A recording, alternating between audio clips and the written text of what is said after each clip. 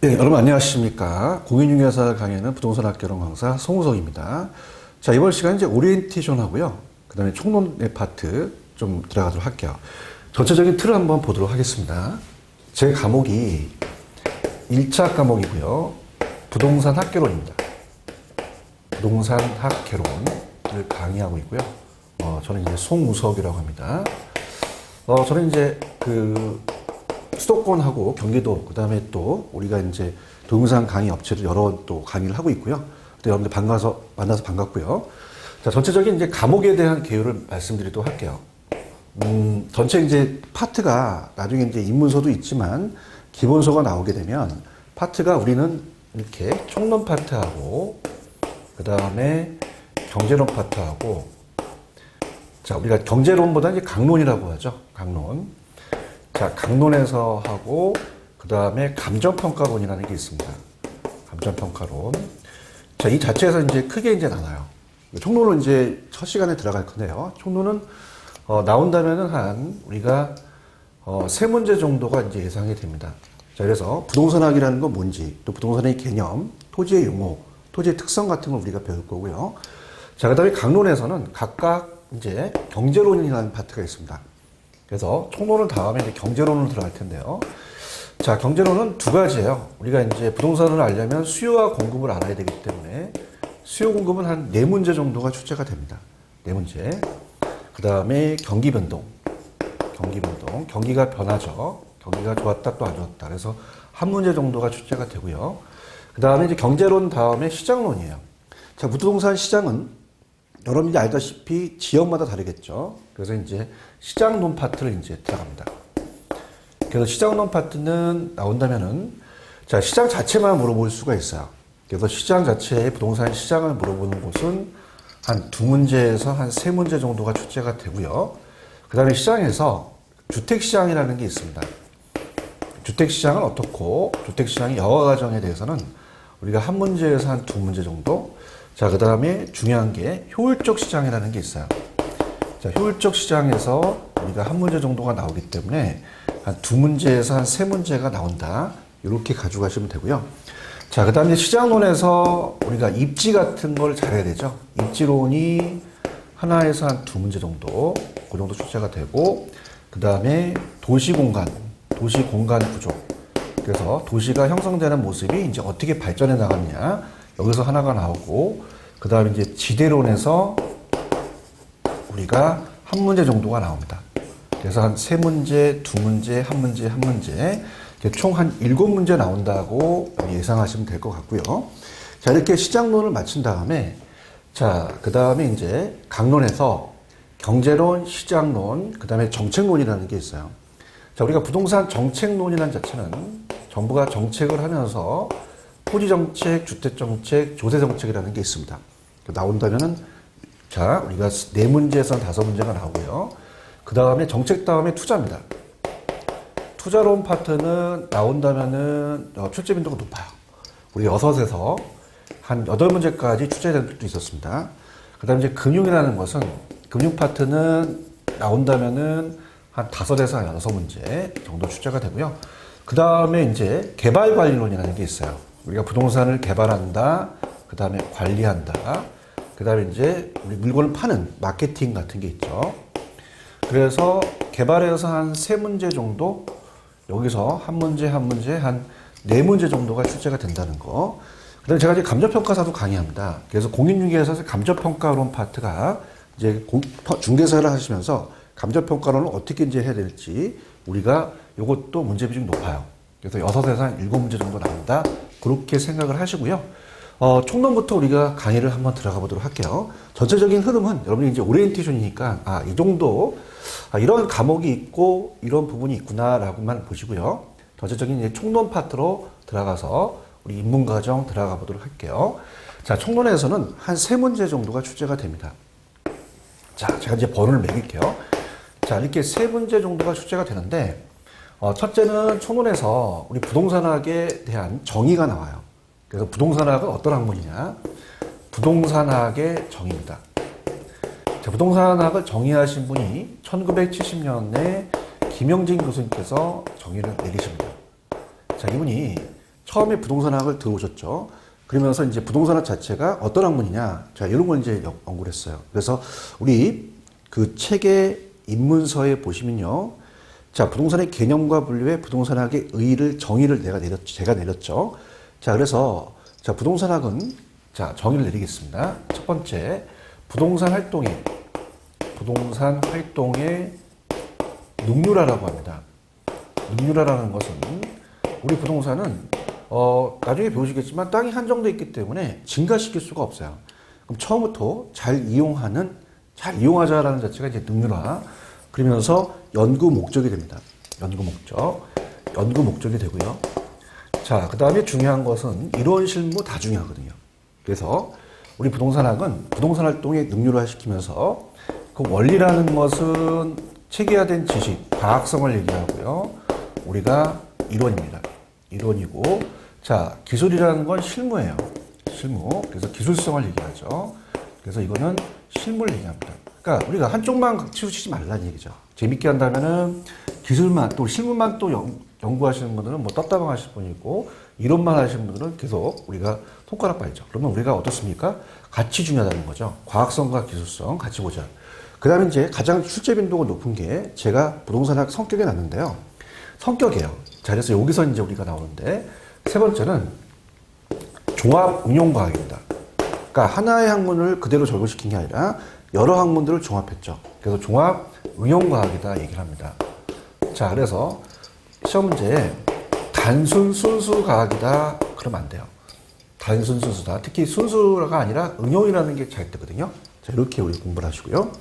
자, 그 다음에 두 번째가 자, 모든 것이 학자가 머릿속에 추상적에 나온 게 아니라 경험에서 나왔습니다. 경험에서 내가 이 경험을 하면서 부동산 이론이 만들어진 거죠. 자, 그래서 단순 순수 과학이 아니라 종합 응용 과학이며 또 추상적이다 그러면 안 돼요. 추상적인 학문이 아니라 구체적 경험 과학이다. 그래서 구체적인 경험 과학이다. 구체적으로 경험에 의해서 나타났다. 그렇게 우리 머릿속에 두시면 되고요. 자, 그 다음에 또 시험 문제 잘 또 우리 물어보는 게 자, 구체적 경험 과학이다라는 거 다음에는 자연 과학이 아니라 사회 과학입니다. 자, 우리가 자연이라는 자체 학문이라는 게 우리가 부동산이 있으면 토지도 있고 건물도 있잖아요. 특히 이제 토지에 대해서 우리가 뭐 지진이 난다든가 이런 지반이나 지세 이런 것들을 연구하는 거는 그냥 자체 자연이에요. 근데 부동산은 부동산과 인간을 연구합니다. 그래서 부동산과 인간의 사이 현상에 나타나는 여러 가지 현상을 연구하기 때문에 자, 우리가 자연과학 하시면 안 돼요. 사회과학이다. 이렇게 보시면 되고요. 그 다음에 제 과목을 빼고는 다 법입니다. 그래서 우리가 규범하는 또 규범과학이다. 이렇게 체크하시는 게 우리가 가장 기본적인 이론이죠. 그 다음 종합운용과학이라는 자체를 조금 더 깊숙하게 간다면 복합개념이라는 게 있어요. 자, 우리가 복합개념이라는 논리, 복합개념의 논리라는 것은요. 모든 걸 바라볼 때 세 가지를 바라보자는 겁니다. 그래서 법률, 경제, 기술적이라는 게 있어요. 자, 그래서 법도 알아야 되고요. 돈도 돼야 돼요. 경제적도 알아야 되고 기술적도 알아봐야 됩니다. 그래서 이걸 3대 측면이라고 얘기를 합니다. 3대 측면. 자, 그러면 자, 예를 들어서 여기 이제 건물을 샀어요. 사게 되면은 자, 일단 갑돌이가 을돌이한테 팝니다. 개발업자가. 그럼 개인 간에 계약서를 작성하겠죠. 그럼 우리가 법률적인 학문이 있고 경제적인 학문이 있고 또 기술적인 학문이 있다. 이렇게 보거든요. 그래서 법경기로서 3대 측면으로 보고요. 그다음에 두 가지는 유형과 무형이에요. 그러니까 눈에 보이느냐 안 보이느냐 따라서 다릅니다. 자, 그러면 우리가 이 물리적이라는 자체는요. 물리적은 눈에 보이는 겁니다. 눈에 인간 건물이나 여기 집안이 보이죠. 지세. 그래서 이런 것들은 물리적이라는 표현을 쓰면서 자연적과 연관이 돼요. 그래서 눈에 안 보이는 무형이라는 말을 씁니다. 근데 법과 경제는 자, 저 건물이 얼마짜리인지는 감정평가사가 어떤 생각이나 견해에서 전문가 입장에서 가는 거고요. 법률적인 것은 자, 그게 근저당 설정이 되어 있는 거는 등기부등본을 띄워봐야 돼요. 자, 그래서 만약에 갑돌이가 을돌이랑 계약을 해서 손해배상을 또 청구를 할 수 있어요. 그러면 이 사법이 우리가 민법입니다. 사법이 있고요. 그 다음에 2차 과목에서 국가가 개인한테 제한을 합니다. 국가가 개인하고 관계는 공법이죠. 그래서 법은 사법과 공법이라는 게 있고요. 그 다음에 경제적은 돈이 되는 거죠. 수익과 관련됩니다. 그래서 분양가를 갑이라는 개발업자가 선정을 하려고 해요. 그럼 수요와 공급을 알아야 되기 때문에 우리가 수요와 공급을 배우시는 게 경제학입니다. 그 다음에 분양에 대해서 우리가 모델하우스를 만들어서 우리가 분양되는 사람한테 맡기죠. 그래서 이걸 마케팅 분야가 경영 파트고요. 그래서 눈에 보이는 것은 토목이나 이런 것들은 우리가 눈에 보이는 그런 학문들을 얘기하고 또 건축학 같은 경우도 눈에 보이거든요. 그래서 이렇게 해서 단순 수수과학이 아니라 종합 응용과학이다. 이렇게 보시면 됩니다. 그러니까 쉽게 갈게요. 만약에 뭐 여자가 남자를 선택할 때 법경기로 보자는 얘기죠. 그래서 제 외모가 보이시죠? 화면에 뭐 제 외모가 괜찮습니까? 괜찮다고요? 아, 감사합니다. 또 외모가 좋은지는 아는데 제가 돈이 많은지 적은지는 몰라요.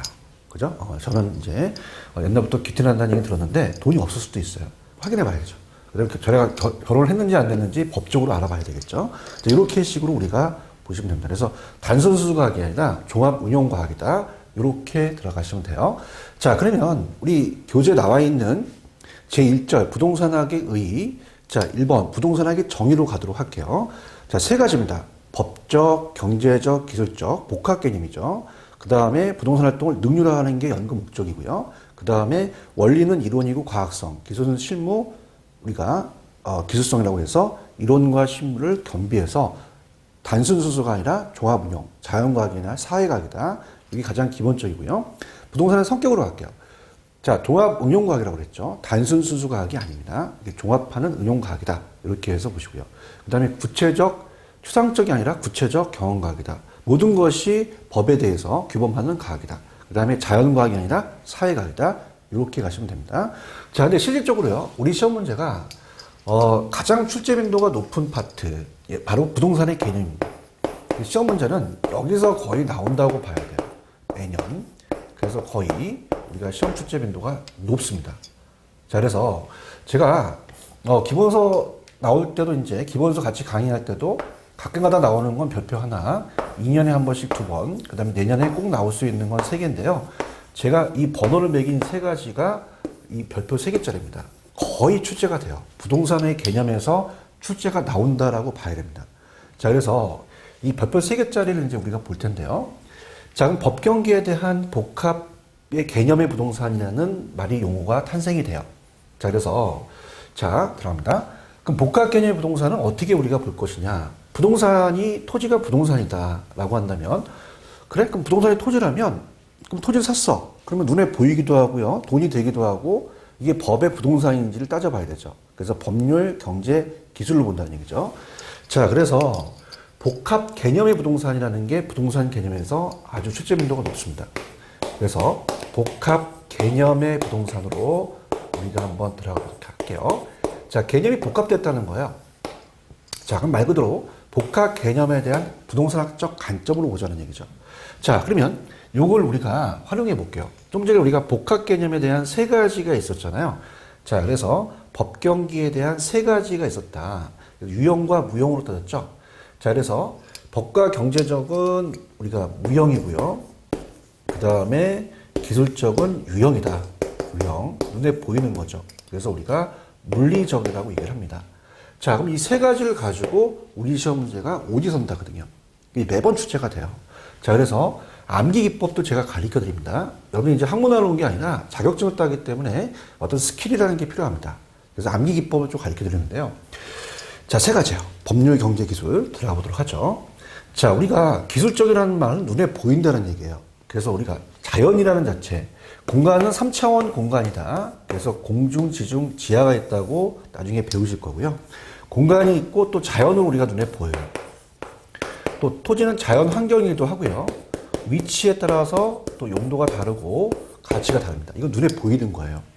근데 경제적은 눈에 보이진 않지만 인간의 생각과 견해에 따라서 돈 된다는 거죠.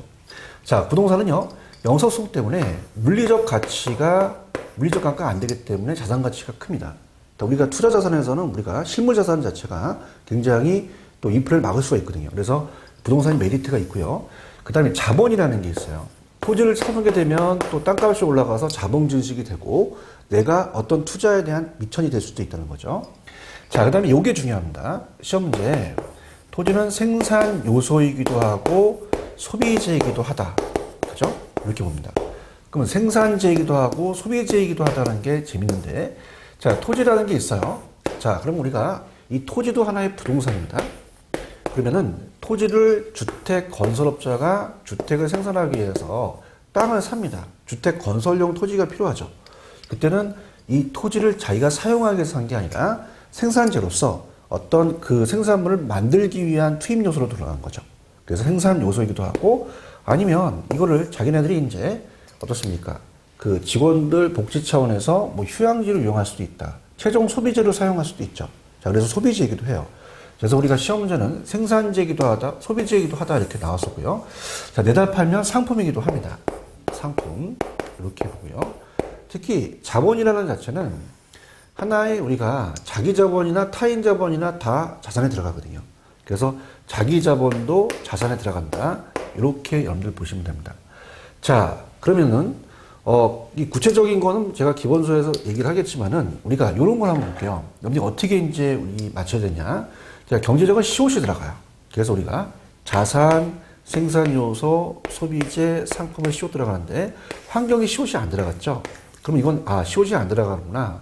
그럼 이건 기술적이겠다라고 한다면 이 네 가지가 시험 문제도 나올 수 있다는 거죠. 그래서 요거에 대한 하나하나에 대한 것들은 제가 기본서에서 다루겠지만 이런 식으로 암기를 해두세요. 그래서 경제적과 물리적을 바꿀 수가 있고요. 법률적은 두 가지가 있어요. 법을 좁게 보느냐 넓게 보느냐. 그래서 법률적은 법에 나와 있는 개념이에요. 법에. 그래서 민법에 나와 있는 개념으로서 협의와 그 협의 부동산은 좁게 본다는 겁니다. 그래서 민법에 나와 있기 때문에 협의의 부동산이라는 것은 좁게 본다는 거예요. 협의 부동산. 그래서 민법까지만 얘기를 합니다. 민법에 나와 있는 토지는, 자, 토지 및 그 정착물은, 토지 및 그 정착물은 다 부동산으로 봐요. 아, 그렇다. 그럼 법에 나와 있는 개념이 법률적 개념이구나. 이렇게 보시면 돼요. 그런데, 자, 우리가 광해 부동산이 만들어졌어요. 그러니까 광해 부동산이라는 게 만들어진 게 협의 부동산을 포함한 다음에 의제 중부동산이라는 게 들어갑니다. 의제 중부동산이라는 건 뭐냐? 부동산에 준하여 간주하자는 얘기죠. 자, 이런 게 생긴 게, 자, 우리 그 책에도 하긴 하겠지만, 자, 동산과 부동산이 있어요. 자, 동산은 움직이고 부동산은 움직이지가 않습니다. 자, 이 두 가지 개념을 봤을 때 함께공 보일시, 남한테 알 일이거든요. 그럼 여러분이 열심히 갖고 계시는 볼펜은 동산이기 때문에 점유로서 공시한다고 또 민법에서 배우시고요. 자, 부동산은 움직이지 않기 때문에 권리를 이전시키기 위해서 서류 작업을 해야 돼요. 그래서 등기를 합니다. 자, 그래서 기록을 올리죠. 그래서 토지가 움직이지 않기 때문에 동산과 부동산의 차이점이 있어요. 공시 방법이 다르다는 거죠. 자, 그렇다면은 자동차가 문제가 생깁니다. 그럼 자동차라고 한다는 것은 자, 어떻습니까? 움직여요. 비정착물이죠. 근데 이게 동산으로 들어가지만 만약에 어떤 사람이 내 그 자동차라고 점유하다면 문제가 생겨요. 그래서 안방까지 끌고 들어가야 되죠. 그래서 얘는 자, 자동차는 움직이지만 얘도 등록이라는 공시선을 갖추면서 부동산에 준하여 처리할 수가 있다는 얘기입니다. 저당권 설정이나 감정평가의 대상이 되기도 해요. 자, 그래서 우리가 이 법은 협의는 민법까지만 얘기하고요.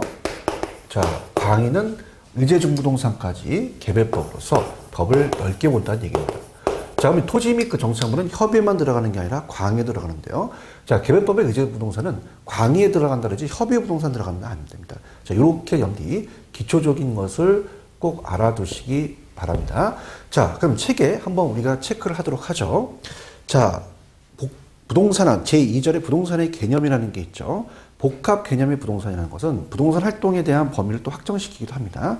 자, 그러면서 법률적 개념은 무형적이에요. 그래서 협의의 부동산은 보통 민법에서 정의하는 개념을 말아서 민법 제99조 제1항에서 토지 및 그 정착물을 얘기합니다.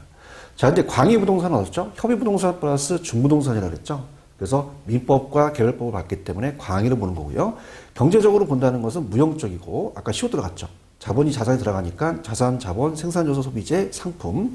그 다음에 기술적 개념은 자연, 공간, 위치, 환경 이렇게 공부하시면 됩니다.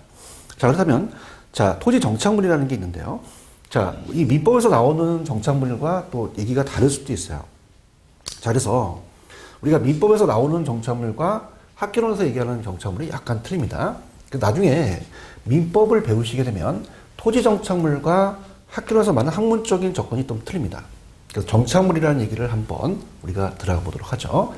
자, 정착물이라고 한다는 것은, 자, 이 정착물은 가장 중요한 게, 자, 민법에서는 토지 정착물을 얘기합니다. 토지 정착물. 자, 토지 정착물은 우리가 민법에서 얘기를 해요. 민법. 자, 그럼 정착물이라고 한다는 자체에 대한 기본적인 개념을 잡을 때, 정착물은, 자, 동산이지만 토지에 부착이 돼서 이동할 수 없는 걸 얘기합니다.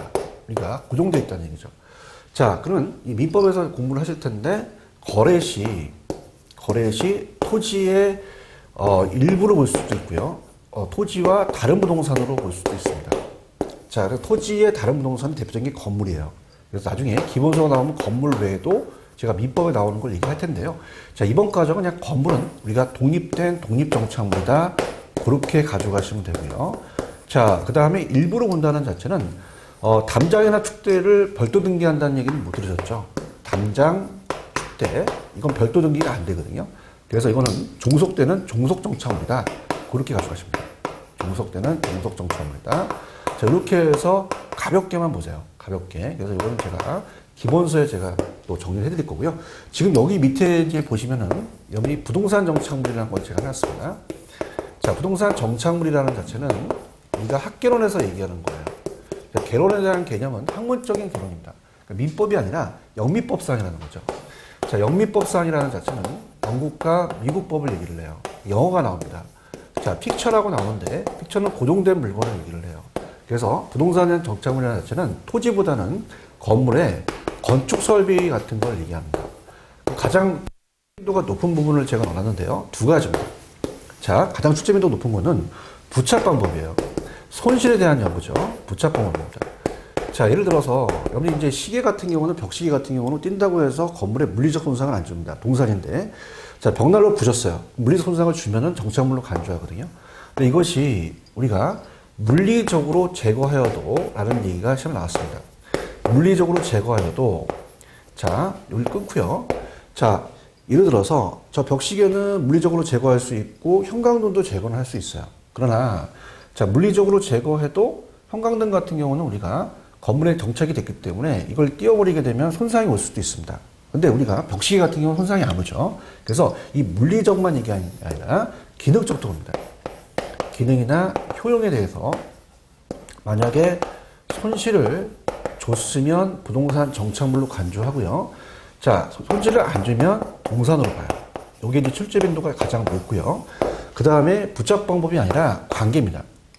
자, 관계라는 것은 매도인과 매수인이 될 수도 있죠. 자, 그래서 건물주는 항상 건물에 정착이 돼 있으니까 건물주가 이제 임대인이 돼서 임대인이 설치한 정착물은 다 정착물로 간주를 해요. 근데 임차인 정착물은요. 자, 보통 임대차 계약이 보통 2년이잖아요. 그래서 임차자 정착물은 나중에 철거를 해야 돼요. 그 임차자 정착물은 우리가 어떻습니까? 정착물이 아니라 동산이라는 거 이렇게 해서 정리할 수 있으면 됩니다. 자, 들어가 보도록 하죠. 자, 갑니다. 정착물이라는 걸 한번 들어가 볼게요. 자, 정착물은 특히 우리가 계속적이지 영구적이지 계속적이지 않으면 안 돼요. 영구적에다 동그라미 치시고요. 그 다음에 의도로 설치되거나 그 다음에 부착됨에 따라 분리할 수 없게 된 물건이다. 자, 정착물의 유형은 토지로 독립된 부동산이 있고 토지의 일부가 있다고 제가 말씀을 드렸죠. 이건 민법상입니다. 자, 그런데 학개론에서는요, 정착물을 픽셔라 그래요. 건축 설비라고 얘기하죠. 자, 두 가지가 시험 잘 뜹니다. 첫 번째, 건물에 부착된 물건이 물리적으로 제거가 불가능하면 정착물로 취급된다. 그러나 물리적으로 제거할 수 있더라도 기능적으로 건물의 효용을 제한을 주거나 손실을 줬다면 정착물로 간주한다는 거죠. 자, 그래서 우리가 수도꼭지, 전기배선, 인터폰 같은 걸 얘기를 하고요. 지금 형광등 같은 건물에 부착되어 있는 걸 얘기합니다. 자, 임대인과 임차인을 봤을 때 임대인이 설치한 물건을 정착물로 간주해요. 그런데 임차인이 설치한 거는 동산이다. 자, 그렇게 해서 제가 박스를 쳤으니까 이걸 좀 참고하시고요. 자, 그 다음에 이제 중부동산이라는 자체는 아까 했었죠. 중부동산은 의제부동산입니다. 부동산에 간주합니다. 그래서 자동차라는 것은 원래 민법상 부동산을 볼 수가 없어요. 그렇지만 그 성격이나 관리 입장에서 물권 변동을 위한 공시 방법의 특이, 등록 불가피한 특정한 동산 또는 동산과 부동산의 집합체인 재단, 우리가 공장재단 같은 걸 나중에 배우실 거거든요. 이런 것들 다 중부동산에 속한다는 거 꼭 기억하시고요. 자, 그 다음 특징을 보시면요. 중부동산은 민법상 부동산은 아니에요. 근데 학문적 관심의 강의 부동산이 분류가 되고요. 중부동산은 감정평가의 대상이 되기도 합니다. 그다음에 저당권에 대한 목적물이 되고요. 부동산 중개 대상이 되기도 하죠. 자, 그래서 공장재산은 공장재산의 집단이에요. 그래서 공장만 있는 게 아니라 토지도 있고요. 그래서 이 공장 안에 있는 동산과 부동산의 결합체를 얘기합니다. 그래서 강업재단, 어업권. 자, 선박은 이제 선박등기법, 개별법에 나와 있고요. 건설기, 자동차, 항공기도 마찬가지입니다. 자, 임목은 나중에 민법에서 임목에 관한 법률에 의해서 소유권 보존 등기를 임목된 포함된다는 거 꼭 기억하시기 바랍니다. 자, 그다음 마지막 우리 복합개념 부동산에서 연결되는 부분이요. 자, 이 파트예요. 복합부동산이라는 개념입니다. 자, 그러면 여기 보실 때 복합개념의 부동산과 복합부동산의 차이점이 있을 거예요. 자, 복합개념이라는 건 개념이라는 게 들어갔고요. 자, 그래서 개념이 복합되어 있다. 부동산학 관점에서 우리가 법경기에 대해서 세 가지로 보고요. 그래서 이제 법과 경제는 우리가 무형이고요. 그 다음에 기술적은 유형이다. 이렇게 잡았어요. 근데 복합부동산은 그렇지는 않습니다. 자, 복합부동산은 토지와 건물을 일체로 봐요. 토지와 건물. 그럼 토지와 건물을 하나의 일체로 보기 때문에 우리가 이제 미국이나 이런 데서 이제 하나의 결합된 걸로 보거든요. 독립된 걸로 안 봐요. 근데 우리나라는 법에서는 이걸 인정하지 않습니다. 그래서 우리가 법률상의 개념이라고 하면 안 돼요. 법률상이 아니라 활동상의 개념이다. 그러니까 활동을 할 때는 인정하겠다는 거죠. 자, 거래 활동할 때 보통 우리가 토지만 넘기는 게 아니라 건물도 넘기고요. 감정평가를 할 때도 일괄해서 감정평가를 하거든요. 그렇기 때문에 우리가 법상이 아니라 활동상의 개념이다. 복합부동산이라는 건 뭐냐? 자, 우리가 책에 들어가겠습니다. 복합부동산은 원래 건물과 토지는 각각 독립된 거래의 개체가 되는 부동산으로서 토지와 건물은 결합체인 걸로 봐요. 그럼 권유상이 아니라 활동의 대상이라는 거죠. 자, 그러면 우리가 복합부동산이라는 자체는 나중에 감정평가할 때 토지와 건물을 일체로 보기 때문에 일괄평가합니다. 일괄평가. 자, 이렇게 이제 보시면 되고요. 근데 복합부동산이라는 자체는 법경기에 대한 측면에서 복합개념은 법경기에 대해서 무형과 유형을 이제 본다는 거 꼭 기억하시기 바랍니다. 자, 그렇게 이제 봐서 부동산의 개념을 우리가 살펴봤어요. 자, 그럼 여기서 하나 나온다는 거 우리가 정리를 좀 해드리도록 하죠. 들어가겠습니다. 자, 복합부동산, 복합개념의 부동산이라는 것은 법경기라는 자체가 세 가지가 있다. 그래서 유무형에 대한 부동산학 관점에 대해서 보고요. 복합부동산이라는 건 토지와 건물이 원래 별개의 객체이지만 활동의 대상이라는 걸 꼭 기억하시고. 자, 법경기는 세 가지가 있어요. 법률적, 경제적, 기술적. 자, 경제적은, 기술적은, 물리적 네 가지, 경제적인 5가지가 있다는 것을 꼭 암기하시기 바랍니다. 자, 우리가 이 객관식 문제는 스킬이에요. 자, 그래서 경제적은 숏이 들어간다. 아, 자산은 경제적이다. 위치는 안 들어갔다. 물리적이다. 라는 거를 머릿속에 두시면 기억하기 쉽고요. 자, 법률적은 협의가 있고 가의가 있어요. 협의는 토지와 그 정착물까지 얘기하고 광의는 민법만 얘기하는 것이 아니라 각각 개별법도 얘기한다.